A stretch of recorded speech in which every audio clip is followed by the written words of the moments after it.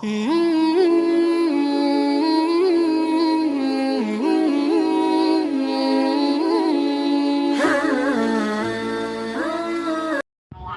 warahmatullahi wabarakatuh. Waalaikumsalam. Innal hamdalillah nahmaduhu wa nasta'inuhu wa nastaghfiruhu wa na'udzu billahi min syururi anfusina wa min sayyiati a'malina. May yahdihillahu fala mudhillalah wa may yudhlil fala hadiyalah.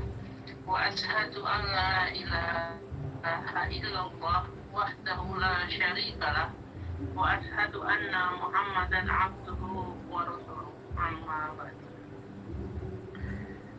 Kepada yang terhormat Ustadz Awang Abdul Razak, pimpinan Majelis Dzikir wa Ta'lim Riyadhah Firqatul Mujahidin yang kami hormati, jamaah Majelis Dzikir wa Ta'lim Riyadhah Firqatul Mujahidin yang dimuliakan Allah.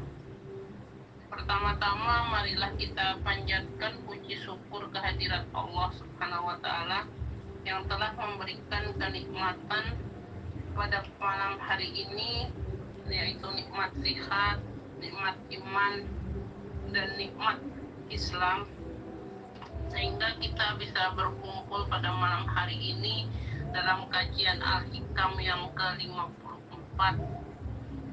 Semoga kajian pada malam ini membawa berkah dan manfaat untuk kita semua. Amin, amin ya robbal alamin. Salawat serta salam semoga tetap tercurah kepada beliau junjungan kita Nabi Agung Muhammad Sallallahu Alaihi Wasallam, kepada keluarganya, para sahabatnya, dan semoga kita semua mendapatkan syafaat milki amanah. Amin ya robbal alamin. Jamaah Majelis Dzikir wa Ta'lim Riyadhah Firqatul Mujahidin yang dimuliakan Allah. Sebelum kita mulai kajian Al-Hikam pada malam hari ini, marilah kita buka kajian Al-Hikam malam hari ini, yaitu hikmah yang ke-54 dengan membaca basmalah bersama-sama. Bismillahirrahmanirrahim. Kajian pada malam hari ini yaitu dengan judul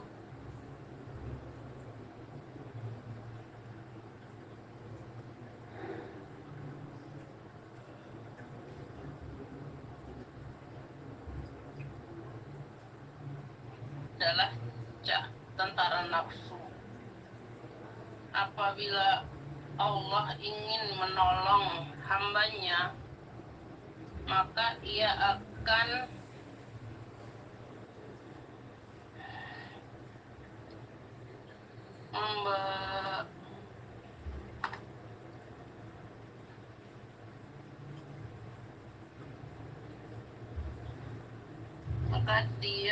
ia akan memberinya tentara hati dan mencegahnya dari kegelapan dan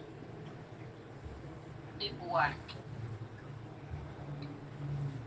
Selanjutnya untuk menyingkat waktu, kepada Bapak Ustadz Abdul Razak, waktu dan tempat kami persilakan dan dilanjutkan dengan doa. Monggo Pak Ustadz.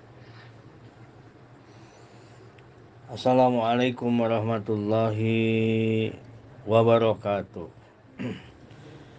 Bismillahirrahmanirrahim. Alhamdulillahirabbil alamin. Alhamdulillahillazi an'ama alaina bi ni'matil imani wal islam. Asyhadu an la ilaha illallah wahdahu la syarikalah wa asyhadu anna sayyidana Muhammadan abduhu wa rasuluh. Amma ba'du. Qala Allah ta'ala fi imaminal Qur'anil Karim. A'udzu billahi minasy syaithanir rajim. Bismillahirrahmanirrahim. Walladzina jahadu fina lanahdiyannahum subulana wa innallaha lama'al muhsinin. Wa qala aidon ya ayyuhatuhan nafsul mutmainnah irji'i ila rabbiki radiyatan mardiyah fadkhuli fi ibadi wadkhuli jannati. Sadaqallahul adzim. Wa qala Rasulullah sallallahu alaihi wasallam a'da aduwika ma baina janbaika. Puji beserta syukur marilah kita panjatkan kehadirat Allah Subhanahu wa taala, yang mana alhamdulillah di saat yang berbahagia ini Allah masih melimpahkan rahmat, hidayah, taufik dan inayah kepada kita semua, sehingga di saat-saat ini kita masih dikumpulkan dalam satu perkumpulan yang dipenuhi dengan rahmat Allah Subhanahu wa taala. Salawat beserta salam semoga berlimpah curah kepada baginda alam Habibana wa Nabiyana Muhammad sallallahu alaihi wasallam. Bapak-bapak, ibu-ibu jamaah Firqatul Mujahidin yang dirahmati Allah Subhanahu wa taala, marilah sebelum kita masuk ke hikmah yang ke-54 dari kitab Al-Hikam karya Syekh Ibnu Athaillah As-Sakandari, kita tawasul kepada beliau wa ila muallifi hadal kitab Syekh Ibnu Athaillah As-Sakandari wa Syekh Ibnu Athaiyah wa Syekh Abu Abbas Al-Mursi wa Syekh Abu Hasan As-Sadili wa jami masyayina syai'ulillahi lahumul fatihah. A'udzu billahi minasyaitonir rajim. Bismillahirrahmanirrahim. Alhamdulillahirabbil alamin arrahmanir rahim maliki yaumiddin. Iyyaka na'budu wa iyyaka nasta'in ihdinas siratal mustaqim siratal ladzina an'amta 'alaihim ghairil maghdubi 'alaihim waladdallin. Rabbighfir lana amin.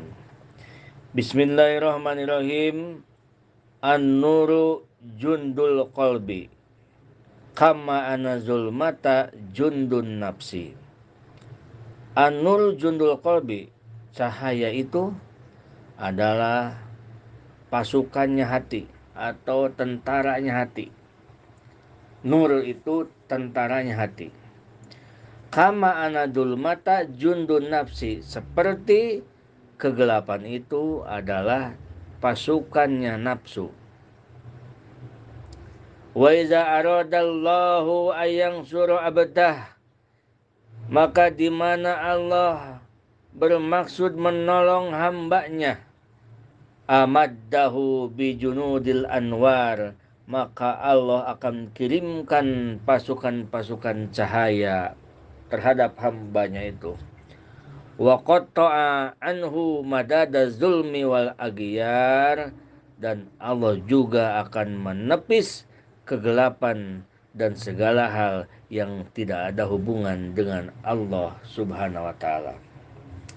Itu hikmah yang ke-54.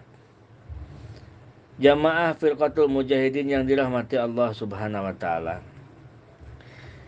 Di dalam diri kita setiap saat, setiap detik, bukan hanya menit, bukan hanya jam, bukan hanya hari, setiap detik, setiap tarikan napas kita, selalu ada pertempuran sengit, selalu ada peperangan, yaitu antara cahaya dan nafsu, antara nur dan nafsu.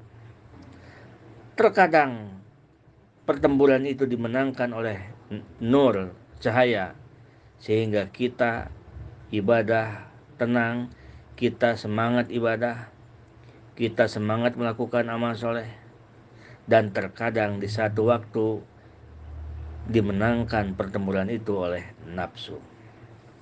Tapi nafsu yang buruk, bukan nafsu yang baik, karena nafsu itu nanti akan kita bahas. Di hikmah sebelumnya telah dijelaskan bahwa nur itu, cahaya itu adalah kendaraan menuju ke ridhonya Allah Subhanahu wa taala. Apabila kendaraannya sudah ada, BBM-nya, bensinnya sudah ada, bekalnya sudah ada, dan ia sudah mulai berjalan, si nur itu mulai berjalan mendekat ke hadrat Allah Subhanahu wa taala, maka atahun nafsu wa junuduha bi anwa'il awaid, maka akan datang nafsu merintangi, menghalangi kita agar tidak jadi mendapatkan ridho Allah Subhanahu wa taala. Nah, jadi ibu-ibu, bapak-bapak, setelah kita melangkah, kita mendapatkan, ada yang mendapatkan nurul apa kemarin? Masih ingat? Coba. Ada yang mendapatkan nur yang pertama, nurul ibtidah, ya. Ada yang mendapatkan nurul wasat, tiyah. Ada mendapatkan nurul nihayah. Nah, yang tiga itu ya. Nah, setelah kita mendapatkan nur-nur itu, setelah kita mendapatkan cahaya-cahaya itu, kalau bahasa umumnya itu disebutnya katanya mendapatkan hidayah, maksudnya begitu kalau kata umum. Tapi kalau menurut keilmuan itu adalah nurul bidayah atau nurul wasatiyah atau nurul nihayah, atau juga disebut dengan waridul iqbal, waridul intibah, waridul iqbal atau waridul wisal.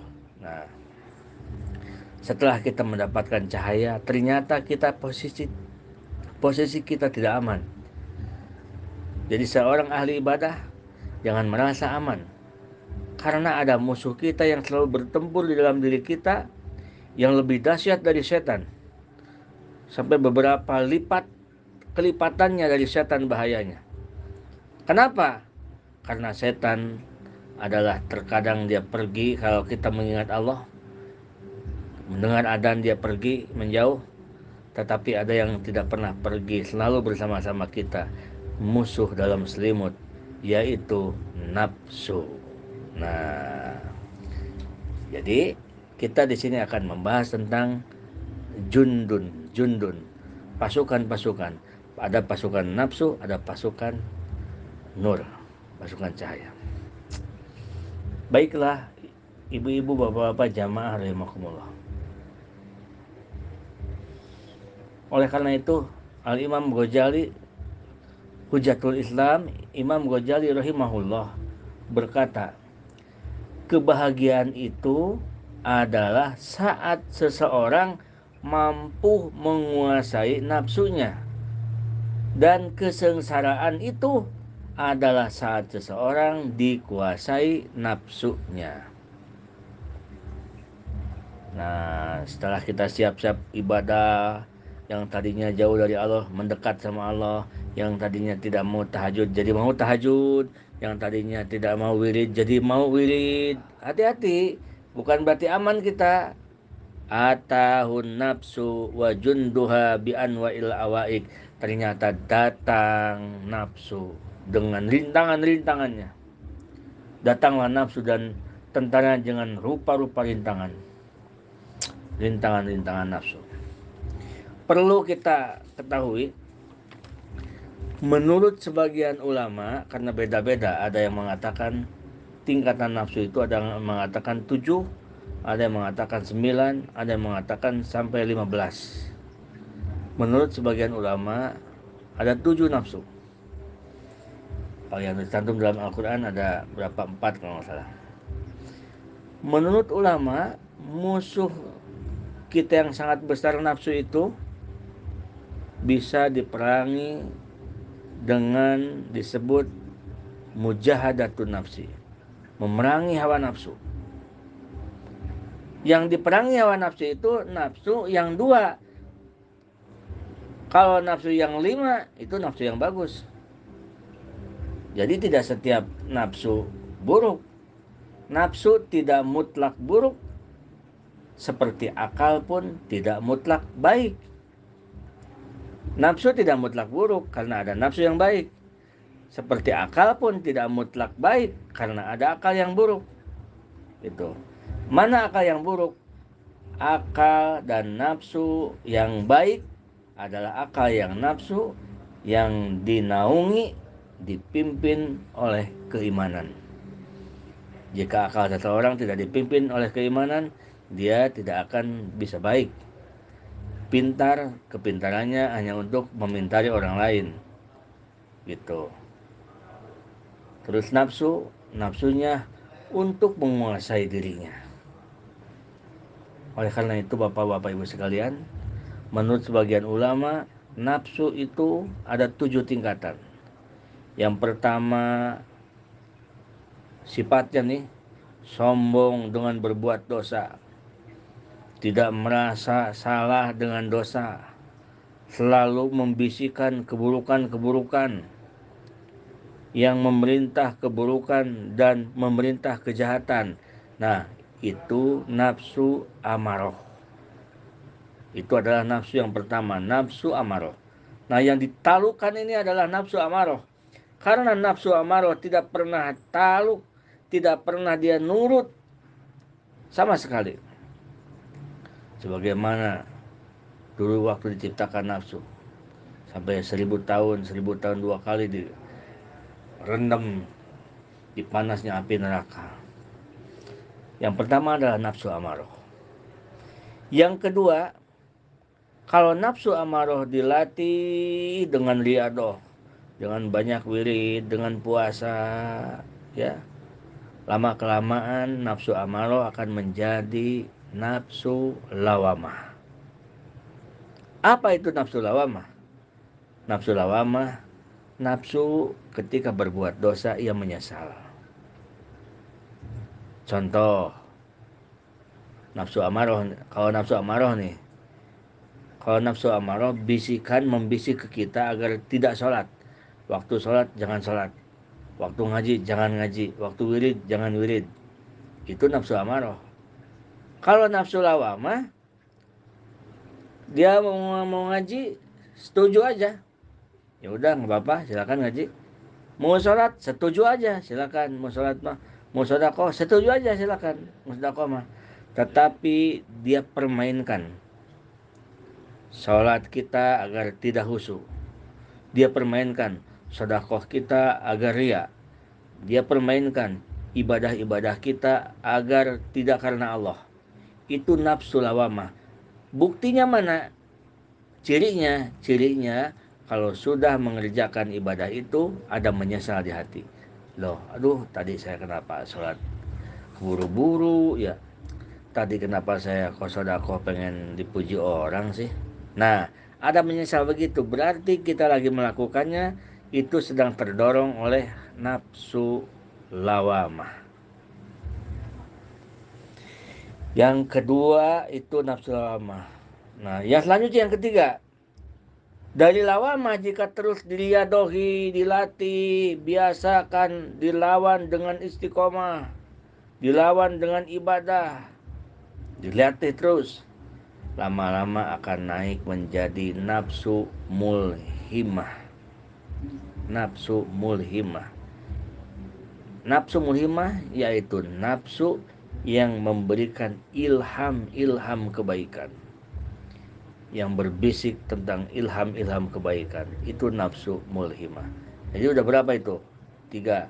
1 amaroh, 2 lawamah, 3 mulhimah. Yang keempat, lalu naik lagi karena orang ini mujahadah terus, orang ini latihan terus, orang ini selalu riyadotun nafsi, melatih nafsu. Nah, kan ada riyadotun nafsi. Karena nafsu ini dilatih terus, naik lagi menjadi nafsu mutmainnah. Naik jadi nafsu mutmainnah. Nafsu yang tenang karena banyaknya zikir kepada Allah Subhanahu wa taala. Nafsu mutmainnah ibarat lautan atau ibarat kolam. Kolam tidak ada gelombang, tidak ada ombak, tidak ada riak-riak pun. Riak-riak pun tidak ada.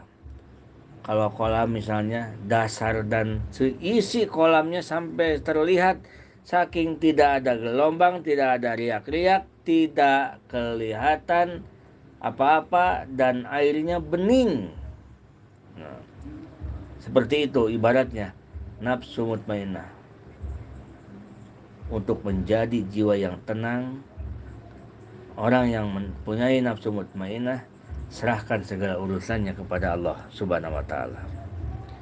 Dia pasrahkan segala urusannya kepada Allah. Keyakinannya, walaupun kakinya dia berangkat ke pasar, tetapi hatinya dia berserah diri kepada Allah. Walaupun kakinya berangkat ke kantor, tetapi hatinya berserah diri kepada Allah. Walaupun badannya pada tengah malam jam 2 sholat, pergi ke musola, dia sholat ibadah, tetapi hatinya dia pasrahkan kepada Allah. Alhasil dia tidak mempunyai pegangan, dia tidak jadikan pegangan, dia berkantor tidak jadikan pegangan, dia berjualan di pasar tidak jadikan pegangan, dia bangun malam baca surat Al-Quran, tahajud dan wirid, dia tidak jadikan pegangan. Yang dia pegang, yang dia jadikan pegangan adalah Allah Subhanahu wa taala, adalah rahmat Allah dan anugerah Allah Subhanahu wa taala. Makanya orang yang hidupnya sudah dipimpin oleh nafsu mutmainnah, tenang hidupnya. Kalau di kolam, seperti kolam yang tidak bergelombang, yang tidak ada riak-riak, yang sampai dasarnya pun terlihat saking beningnya. Itulah hati orang yang dipimpin oleh nafsu mutmainnah, sehingga dipanggil kita kembali, dipanggil pun nanti kalau nafsu mutmainnah beda. Dalam Al-Quran surat Al-Fajr ayat 27 sampai 30, A'udzubillahi minasyaitonirrajim. Ya ayyatuhan nafsul mutmainnah, wahai nafsu mutmainnah, irji'i ila rabbiki radiyatan mardiyah. Dipanggil supaya kembali kepada Allah dengan keadaan ridho, dan bahkan fadkhuli fi ibadi, masuklah dalam hambaku, wadkhuli jannati, dan masuklah kepada surgaku, kata Allah Subhanahu wa taala. Jadi yang dipanggil itu nafsu mutmainnah, yang dipanggil bagus nafsu mutmainnah. Oleh karena itu ada orang yang katanya ada mati yang dijemput, ada mati yang dicabut, ada mati yang ditudut gitu ya. Ada mati yang dipaksa-paksa, itu tidak ada mati yang dipaksa, hakikatnya sudah sampai ke ajalnya. Cuman orang yang matinya ini dia sedang bergelimang, hatinya sedang mencintai, hingga dia merasakan bahwa seakan-akan dia tidak akan mati. Lalu terjadi mati, seolah-olah kematian itu memaksa dirinya. Dan ada orang-orang yang sudah tenang, hatinya sudah tenang, kapanpun ia mati sudah siap. Irji'i ila rabbiki radiyatan mardiyah.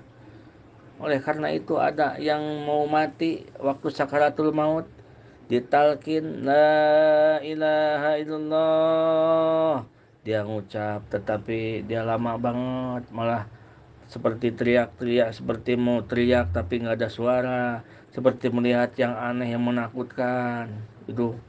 Jadi dia takut, sangat takut. Tetapi ada hamba Allah Subhanahu wa taala yang dengan mudah dia kembali kepada Allah. Dia hanya oleh malakul maut, dia hanya diperlihatkan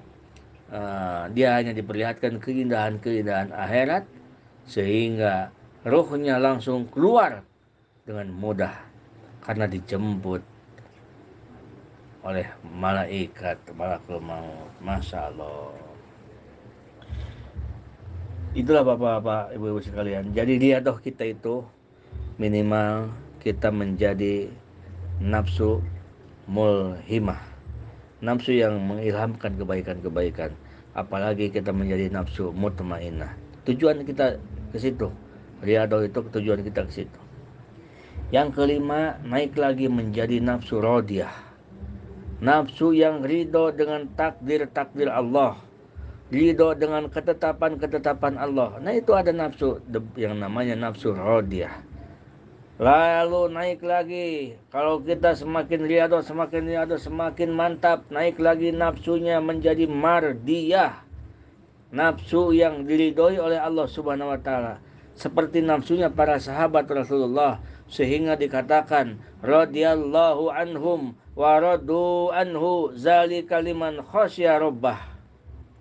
Allah meridhoi mereka dan mereka ridho kepada Allah dan Allah pun meridhoi mereka. Nah itu orang-orang yang dipimpin hidupnya dengan nafsu mardiyah. Dan yang terakhir adalah nafsu kamilah. Nafsu kamilah adalah nafsunya para nabi dan nafsunya para syekh-syekh, para jumhur ulama, para guru-guru mursyid, syekh utama, guru-guru besar. Nafsunya sudah nafsu kamilah. Para ulama yang sebut guru besar Toriko, itu nafsunya nafsu kamilah. Masya Allah, tabarakallah. Bapak-bapak, ibu-ibu sekalian, jadi untuk kita sampai ke nafsu mutmainah, itu ada riadohnya, ada latihannya, yang menjadikan nafsu itu menjadi nafsu mutmainah. Di antara riadoh itu adalah ada empat.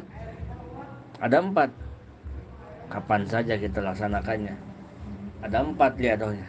1, taklilul to'am, sedikit makan. Makan gak pernah banyak, sedikit, yang penting dia kuat ibadah. Gitu. Yaitu memang bertentangan dengan kita ya, yang apalagi yang doyan makan.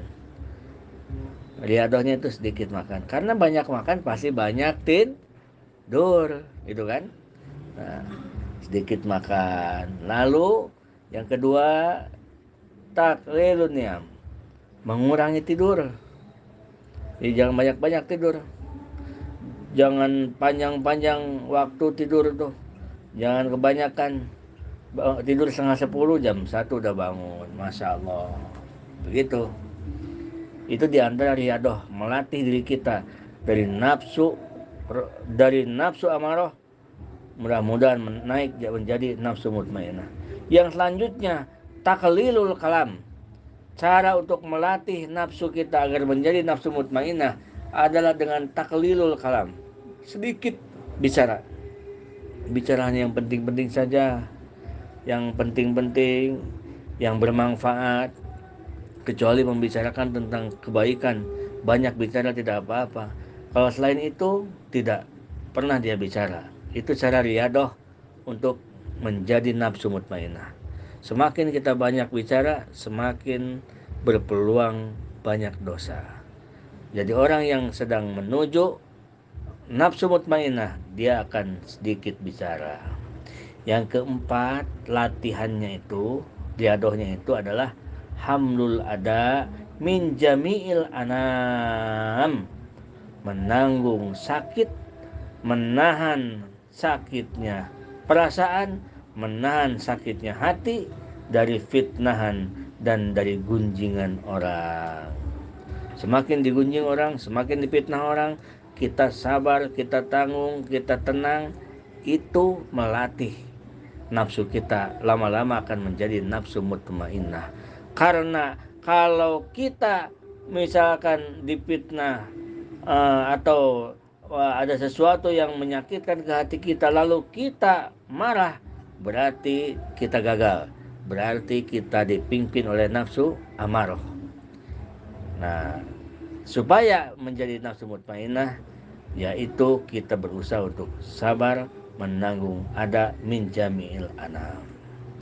Itu bapak-bapak ibu sekalian. Nabi kita aja, Nabi Muhammad SAW, Nabi yang orang yang sangat suci di dunia ini, yang paling suci, yang tidak ada sesuci Nabi Muhammad, yang tidak pernah salah, tetapi beliau difitnah hanya seorang sahir, seorang tukang sihir, difitnah dikata lagi majnun, orang gila, tukang tipu. Nabi Muhammad segala dikatakan orang tuh, tetapi Rasulullah tidak pernah. Beliau melawan, beliau tenang karena nafsunya juga udah nafsu kamilah itu. Nabi tidak pernah melawan. Nah, nomor 4 ini kalau kita ditolong Allah sampai bisa kita menahan sakit hati, itu akan dikuasai dengan nafsu yang bagus, yaitu nafsu mutmainnah. Orang yang akan ditolong Allah, dia akan dimampukan oleh Allah Subhanahu wa taala. Nah, oleh karena itu, fa iza aradallahu ayansura abadahu wa yaj'alahu min ahbabihi amaddahu bil yakin. Di mana Allah akan menolong hambanya apabila Allah bermaksud menolong hambanya dan menjadikan ia kekasihnya, maka Allah bantu orang tersebut dengan caranya, dengan mudah, dengan mulus, caranya agar ia tetap mau bertaubat kepada Allah Subhanahu wa taala. Jadi, Bapak-bapak, Ibu-ibu sekalian, uh, oleh karena itu, karena an-nuru junul qalbi, cahaya adalah tentaranya hati dan kegelapan adalah tentaranya nafsu, yang nafsu dan cahaya ini bertempur di dalam tubuh kita. Wa idza aradallahu ayang surah abdahu, jika Allah akan menolong hambanya, yang bertempur itu ada antara cahaya dan nafsu. Nah, jika Allah akan menolong hambanya, amaddahu bin junudil anwar, maka Allah kirimkan tentara-tentara cahaya sehingga cahayanya mengalahkan nafsunya. Wa qata'a anhu madadad zulmi wal aghyar. Dengan apa caranya? Dengan apa kita melatihnya? Dengan apa riadohnya? Yaitu dengan kita menempati makomat-makomat. Apa itu makomat? Makomat adalah makom. Makomat jama, kata mufradnya adalah makom, yaitu kedudukan pendakian rohani yang harus ditempuh oleh seorang yang menuju ke hadrat Allah. Berapa makom? Banyak. Di antaranya makom ada 7. Ada yang menyebut 7. Seperti makom tobat, makom juhud, makom fakir, makom waro. Tapi fakir itu bukan makom fakir tidak punya harta, tidak punya apa-apa. Yang disebut dengan makom fakir adalah makom yang selalu butuh dengan Allah. Dalam kondisi apapun, kondisi banyak uang butuh Allah, kondisi tidak punya uang butuh Allah, kondisi sehat butuh Allah, kondisi sakit butuh Allah. Semuanya kondisi, tidak ada yang tidak butuh dengan Allah. Kalau kita butuhnya dengan Allah, kita riadoh, lalu hasil riadoh kita tetap tidak akan berhenti, karena yang kita butuhkan bukan keajaiban. Kalau kita butuhnya dengan keajaiban, kita riadoh, keajaiban itu hasil, insya Allah riadohnya akan berhenti. Atau keajaiban itu tidak berhasil, insya Allah tasbihnya pun akan dilempar, akan berhenti juga. Itu. Tetapi kalau bukan karena keajaiban, kalau kita riadoh, wirid, kita puasa karena Allah, karena fakir kita, karena selalu butuh dengan Allah, dalam kondisi apapun kita selalu butuh dengan Allah, itu tidak akan merubah suasana. Sedang sehat tetap kita wirid, sedang sakit tetap kita wirid, sedang susah kita wirid, sedang senang kita wirid. Sedang kita senang tetap kita tahajud, sedang susah tahajud. Jangan sampai senang susahnya hilang datang senang berhenti tahajud, jangan, nggak begitu. Karena kita punya makom yang sedang kita lalui, yaitu fakir. Ada makom fakir, selalu butuh dengan Allah dalam kondisi apapun. Yang selanjutnya makom sobar, yang selanjutnya makom tawakal, dan yang selanjutnya makom ridho. Nah, yang terakhir makom syukur diantaranya. Oleh karena itu, bapak-bapak, ibu-ibu, jika orang-orang yang dikehendaki Allah dijadikan kekasih Allah, maka ia akan ditolong oleh Allah agar bisa tobat, agar bisa juhud, agar bisa waro, agar bisa fakir, agar bisa sabar, agar bisa tawakal, agar bisa ridho, agar bisa syukur. Nah, itu Itu tandanya orang-orang yang akan ditolong oleh Allah Subhanahu wa taala. Dengan apa ditolongnya? Amaddahu bil yakin. Ia akan ditolong dengan rasa yakin yang full, keyakinan. Yakin terhadap apa? Wa'dallahi wa domanahu. Yakin dengan janji Allah dan jaminan Allah Subhanahu wa taala. Ini yang berat nih, tantangannya, rintangannya adalah waktu di makom tobat. Kenapa berat? Karena contoh begini. Contoh seseorang dia bekerja, mohon maaf, misalkan ada seorang wanita bekerja jadi seorang pelacur misalkan. Dia kumpulkan uang, dia beli rumah harga 5 miliar. Dia beli mobil, dia beli semua tanah-tanah, dari situ uangnya. Setelah ia bermaksud untuk hijrah, bertobat, dia harus tinggalkan semuanya, dia harus buang semuanya, dan dia harus tidak digunakan semuanya. Kolor lunggul lah gitu. Maksudnya kolor lunggul itu dia hanya pakaian yang dipakai dia doang. Itu kan berat. Wah, saya udah kerja berapa tahun-tahun kok sekarang ditinggalkan. Karena kalau misalkan kita bertobat tetapi kita masih menggunakan fasilitas yang memang kita tahu bahwa itu hasilnya dari hasil yang haram, maka tobat kita percuma, tidak akan ada kebaikannya.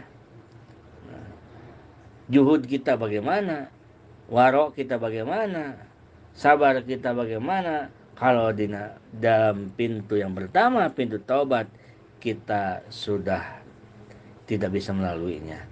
Oleh karena itu yang pertama adalah pintu taubat. Jadi orang yang akan ditolong oleh Allah, dia dimampukan untuk bertobat. Dia berani karena dia yakin. Saya yakin kepada Allah. Walaupun saya tinggalkan harta saya karena memang itu dari haram. Walaupun saya tinggalkan pekerjaan saya karena pekerjaan saya itu memang haram. Yang namanya jual beli narkoba itu haram. Saya walaupun menggiurkan untungnya, saya tinggalkan. Atau seseorang bekerja jadi mucikari, walaupun jadi mucikari itu mudah mendapatkan uang, tetapi saya yakin biarpun saya buang semua rumah, saya buang semua karena hasil dari begituan, saya yakin kepada Allah. Yakin apa? Wa'dallahi wa domanahu. Yakin dengan janji Allah dan yakin dengan jaminan Allah. Aku akan kembalikan semuanya, lebih-lebih dari itu setelah dibersihkan semuanya. Begitu Bapak-Bapak Ibu sekalian. Jadi pintu yang pertama adalah pintu taubat. Di dalam pintu taubat ini banyak rintangan-rintangan nafsu menghalangi kita. Tetapi jika akan Allah tolong, amadahu bijunudil anwar, maka Allah datangkan tentara-tentara hati yang tadi nurul ibtidaiyah, nurul wasatiyah, nurul nihayah. Didatangkan cahaya-cahaya sehingga hati kita terang, sehingga tidak gelap lagi, sehingga kita yakin kepada Allah Subhanahu wa taala.